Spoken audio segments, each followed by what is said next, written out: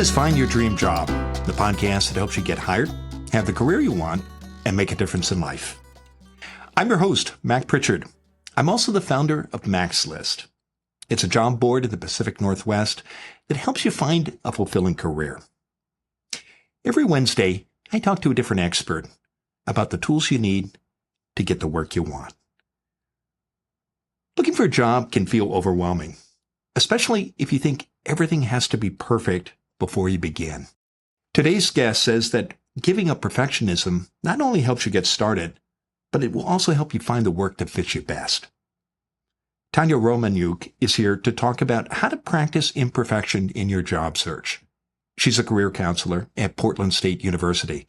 Tanya helps students discover their passions and build confidence without sacrificing their personal health and well-being. She joins us from Portland, Oregon. Well, let's jump right into it, Tanya.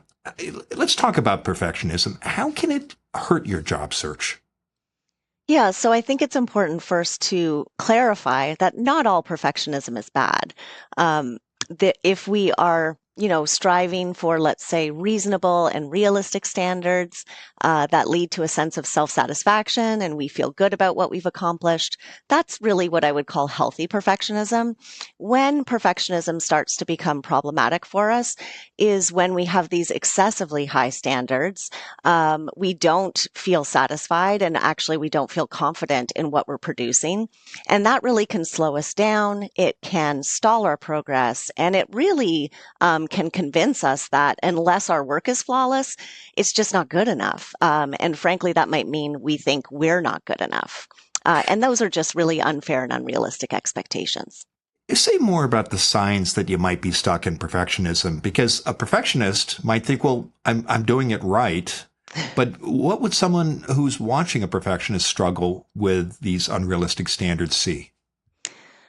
They would probably see folks potentially not even starting. So they might be, describing things like they have a sense of that they have to have it 100% right, or that they have to know exactly what the right next step is before they can begin.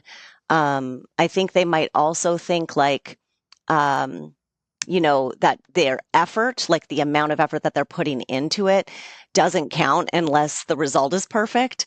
And so that's what it can kind of look like from someone on the outside. Do you think perfectionists especially struggle with job search? Are the stakes higher when you're looking for your next position? I do think so. Yeah, I absolutely think so. What happens with perfectionism, or a perfectionist, and I consider myself a recovering perfectionist myself, a phrase that I borrow from Brene Brown. I think what happens is we can have really strong inner critics, and those strong inner critics can kind of help or they rather not help, but hinder our progress. We let our fear kind of get in the way, prevent us from starting. And the reality is there is no such thing as a perfect job search, and there's no such thing as a perfect job. So when folks strive for that, I think they're actually, they really are hindering their own progress. At the start of our conversation, you talked about, there are some standards that we all have to adhere to when we're looking for our next position. From an employer's perspective, because you talk to employers all the time in your position, what are the non-negotiable mistakes that all of us should avoid, not only perfectionists, but imperfectionists as well? Absolutely. There are some things we really want to strive to get right. For example, let's say you're writing a cover letter and you are singing your praises about, I am so detail oriented and, I bring that attention to detail to my work. But then your cover letter is actually addressed to the wrong employer. That's something we really want to try and avoid. So really making sure you're getting a second set of eyes, if not a third set of eyes on your materials before you submit, making sure you're not doing that. If you are late it's late at night or you're tired, sometimes we're more prone to make that kind of a mistake. So maybe waiting until the morning and you're fresh with fresh eyes to look at it again. So we want to avoid those kinds of typos. I would say also we want to think about being on time. When folks are giving you their time, whether that's for an informational chat or for a job interview or for a podcast interview, I really try to encourage folks to think about the person on the other side. They're giving you their time, so you want to really respect that and do your best to, show up a little bit early. And I guess the third thing I would share is ghosting. You really want to think about this happens, unfortunately, on the other side. Employers do have, a lot of applications given the technology we have today. And so they may not get back to us, but we want to make sure that we are always responding to and getting back to folks. For example, that could look like making sure you're sending a thank you note after you've interviewed for a job. You wouldn't believe it, but 20 to 25% of applicants send thank you notes, and you really want to make sure you are in that percentage, right? You want to make sure that you are like I think a good date. You want to aim for making a really great first impression, but also a really positive lasting impression. So we're going to talk about how to practice imperfection, but for the perfectionists who are listening and watching, what are a few small steps you can take to begin to let go of perfectionism? Yeah, I think one thing that could involve is just giving yourself permission to start. So for some folks, like myself, it could just be also starting really small. So let's say, you're thinking that, you don't start your first, for example, invitation for an informational chat with a Fortune 500 executive, right? You might start with your dental hygienist, or you might start with, that cousin or that uncle that has that cool job that you've always considered really neat, but actually never asked them about. So really being able to lower the stakes and start small can really help us kind of build confidence, build momentum, right? That we can do this. And then when we see that we are able to do it, then we can move toward those more, those things that feel like higher stakes. Well, let's talk about the benefits of practicing imperfection when you look for work. You've touched on some of them, Tanya, but what, for somebody who's thinking, no, it's got to be perfect, why is done better than perfect? Yeah. Have you ever heard that expression, a done dissertation is a good dissertation? I haven't, but you're at a university, so. Yes. For anybody who's gone to graduate school, it's, I would say it's a very common thing to hear. And it was the best advice that I never took. The reality is that done builds belief, right? It lets us understand and see. It's evidence that when we complete a task, we can see, oh, I'm capable. I can do this. And that done builds belief. So that kind of belief will build our momentum. It will give us clarity, and it will also develop our confidence along the way. I once worked with a student who, a psych graduate. She'd been on the job market for a whole year. When she came to me, she was just feeling completely discouraged. She'd been looking for 100% remote work, but only full time. So, we found a couple of jobs together that were part-time roles, and I encouraged her to start thinking about, this next job doesn't have to be the forever job. So, we worked on some materials, tailoring her resume and cover letter, and she was able to take an imperfect job, meaning that, it was only going to give her 20 hours a week instead of the 40 she was looking for. But that actually gave her some experience, and that experience helped her build the confidence she needed to actually start her own business and do what she was wanting to do full time instead of part time. So those are benefits of practicing imperfection. You mentioned results and confidence. What about new skills? How can practicing imperfection in your job search help you learn new skills? That's a great question. I think that when we focus on progress as opposed to polish, we also gain an understanding of just how much is actually needed to perform or to be able to do well. I love the 80-20 rule, this idea that 20% of our efforts can yield 80% of the results. So thinking about, what are those tasks that I need to prioritize? And we, folks that listen to your podcast or review the materials that you have on your website, they'll see what those high impact practices are. And if you can prioritize and focus on prioritizing, I think that can actually really build your prioritization skills, because you're thinking about, okay, I'm going to focus on that 20% that's going to yield the most result instead of getting lost in the weeds, right, of these specific details that are, again, preventing me potentially from moving forward. Well, terrific. We're going to take a break. Stay with us. When we come back, Tanya Romaniuk will continue to share her advice on practicing imperfection in your job search.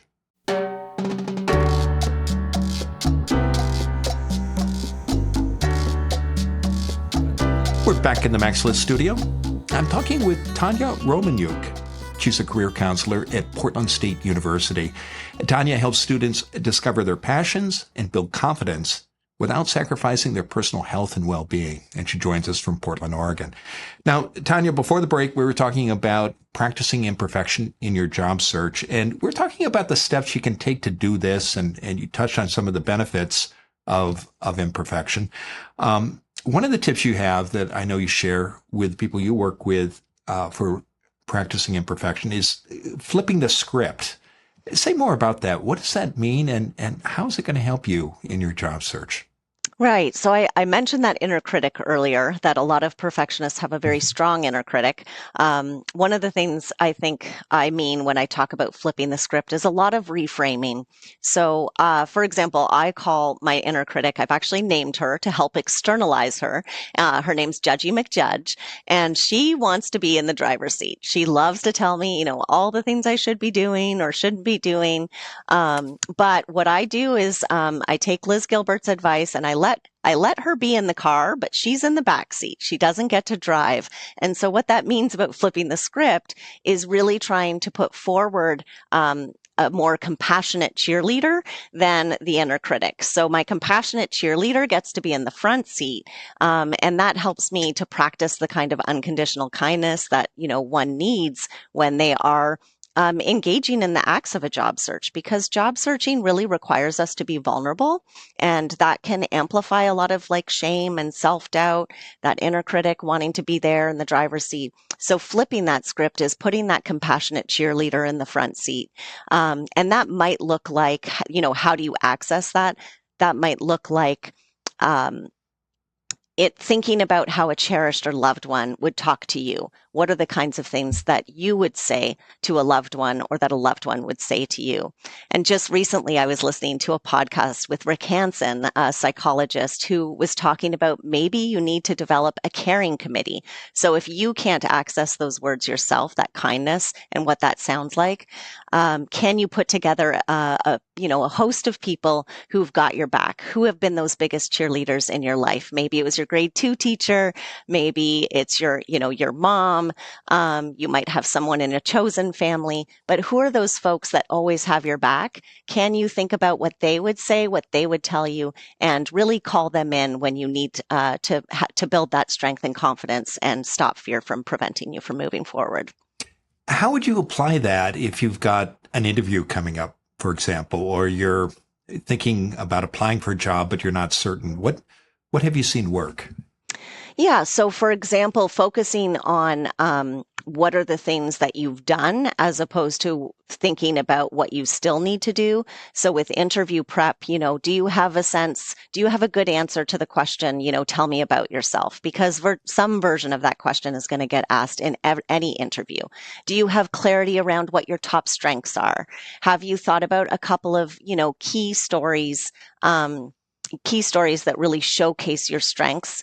And then maybe you want to actually, if you're not feeling confident about those answers, can you actually share them or practice them with one of those folks on your caring committee, right? So that they're going to boost you up, they're going to be able to help build that confidence so that you're able to take those answers into an interview with the same kind of confidence that you need to really ace it.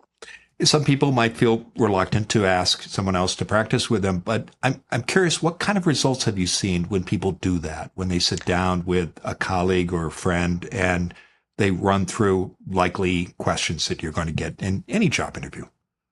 It makes such an enormous difference.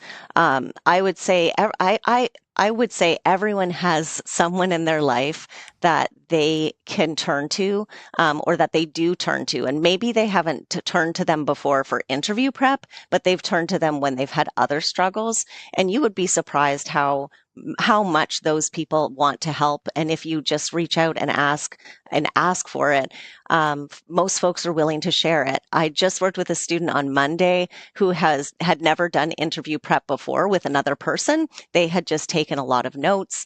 and not really talk to anything out. And that talking out is building, muscle memory. It's going to really help because you have to talk in the job interview. And she hadn't, done the practice before. And she emailed me on Tuesday after the interview and said, she just said, I don't know if I'm going to get the job, but I felt the best that I've ever felt in an interview. I felt confident that I shared my story, and I also felt like I really connected with them. And to me, that's a win, regardless of whether she gets the job or not, because she's building confidence in the fact that she can do this. Some listeners, especially those struggling with perfectionism, might worry that they're not going to get the same results if they don't work with a career counselor like you. If they're sitting down with a friend or a trusted colleague, what kind of feedback should they look for, and how will that help them practice imperfection in their job search? Yeah, I think they want to just be asking them, am I coming across authentically? Does this, am I actually painting a picture that is accurate of who I am and what I have to bring to a role? I think a lot of perfectionists often think that, they don't see themselves as positively as other people see them. So actually, once they ask for that feedback, I think they'll be quite surprised by what those folks have to share with them in terms of, maybe you're selling yourself short a little bit. I know that you've done X, Y, and Z. Often also coworkers, peers, those are great folks to enlist because they see you in those work environments. They know what your strengths are. And so if you're someone who kind of struggles to articulate that for yourself, calling on those loved ones or just close friends or, coworkers, maybe even prior bosses, they're going to be able to remind you of all those great things that you have done and can do. Some people, particularly those who've struggled with perfectionism, even when they do the kind of preparation you just described, say for a job interview, might not feel that they're fully ready. Why is it okay to go ahead and try something, even if you don't feel like you're 100% ready? Yes, because, we learn by doing, not by being 100% ready. If I had waited to feel 100% ready to do this podcast episode, frankly, it would never happen. I had to give myself permission to let fear be there, right? It's in the back seat with me, but I'm going to do it anyway. And hopefully I'm going to grow from this experience. There's always learning that's going to happen when we push ourselves to our growth edge. And I think if we're able to do it, we surprise ourselves in terms of what we're capable of doing. But waiting for 100% ready, I would really, I really advise against because that's really probably not ever going to happen. Fear comes up again and again when you talk about perfectionism. What's your number one tip, Tanya, for dealing with fear, particularly when you're looking for work? I think that a lot of people that our instinct is to push fear away, to try and resist it. And, we don't want it to be there. And so I really encourage folks to actually get a little bit closer to it, to try and understand where is it coming from? Can you think about why is that fear coming up for you? Often we can then identify that it's because we care or it's trying to protect us. And if we can tap into understanding why it's there, I think that actually helps us to kind of diffuse its power. And the other thing is, instead of that resistance and pushing away, allowing it to be there and still moving forward, I think really helps empower us to show us that it's not that strong people and courageous people don't feel fear. It's that they feel the fear and they do it anyway. Well, it's been a terrific conversation. Now, tell us, Tanya, what's next for you? So I will continue working and practicing imperfection and encouraging my students to do the same at Portland State University, where I really help folks work with whatever it is that's coming up for them, because job searching is really challenging and really vulnerable, and just helping them navigate whatever those transitions are or their next steps, those next imperfect steps. Terrific. I know listeners and viewers can learn more about you by visiting your LinkedIn page, and you invite people to connect with you there. And when you do reach out to Tanya, please let her know that you heard her on Find Your Dream Job. Now, Tanya, given all the great advice you've shared today, what's the one thing you want our listeners and viewers to remember about how to practice imperfection in your job search? I would tell them you don't need to have it all figured out before you act. You learn by doing, not by waiting until you feel 100% ready. So I would encourage folks to give themselves permission to start taking those imperfect actions and answer the question, what is one imperfect action that I can commit to in this next week? You say it out loud, text it to a friend, write it down, and then just go do it.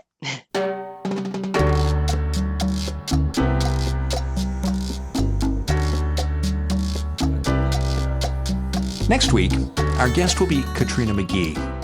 She's a sabbatical coach who helps professionals turn a career break into a strategic advantage.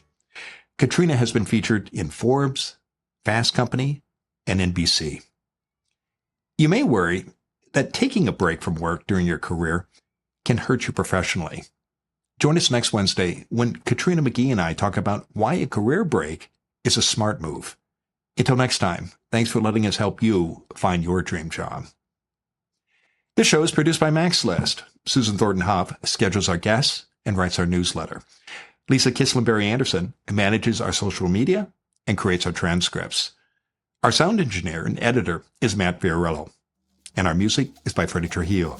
This is Mac Pritchard. See you next week.